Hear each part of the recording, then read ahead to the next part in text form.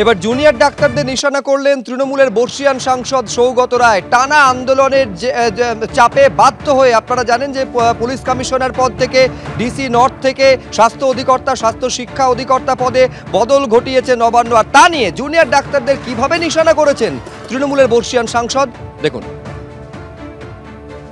এই যে আরজিকর কাণ্ডকে ঘিরে যে দেশ জুড়ে তোলপাড় এবং কার্যত সরকার বাধ্য হলো চিকিৎসকদের দাবি মেনে সমস্ত পদ থেকে সরিয়ে দিতে ব্যক্তিদের, এটা কি বলবেন? না, আমি এটা কত চিকিৎসকদের অ্যাচিভমেন্ট বলে মনে করি না। মুখ্যমন্ত্রী মমতা ব্যানার্জি একটা খুব নরম দৃষ্টিভঙ্গি নিয়েছিলেন। সুপ্রিম কোর্টের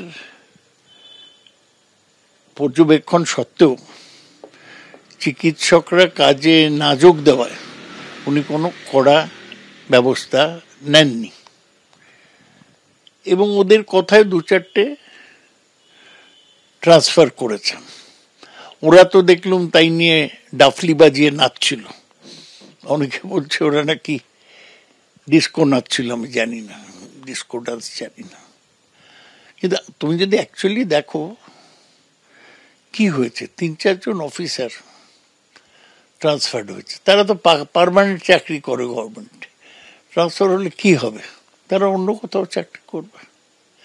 সুতরাং এই যে একটা দেখানো হচ্ছে যে অভূতপূর্ব জনজাগরণ, একাধিক ক্রমে লড়াই করেছে, সেরকম কিছু নয়।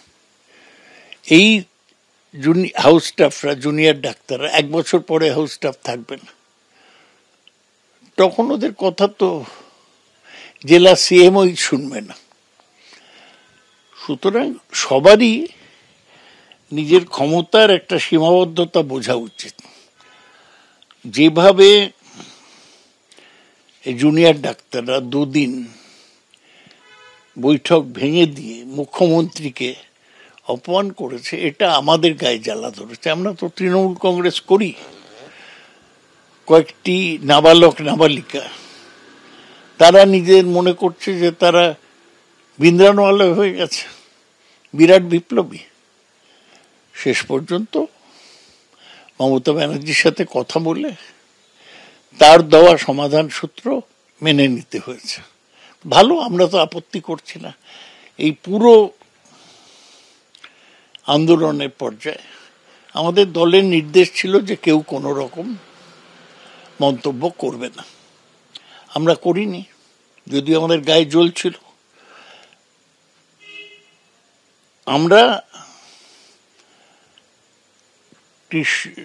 জুনিয়র ডাক্তারদের বিরুদ্ধে কোনো তীর্যক মন্তব্য করিনি, করার অনেক সুযোগ ছিল।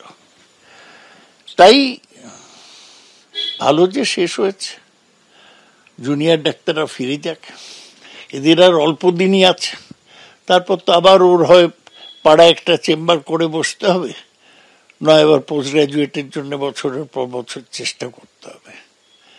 সুতরাং ওরা বাস্তবটার সম্মুখীন হবে।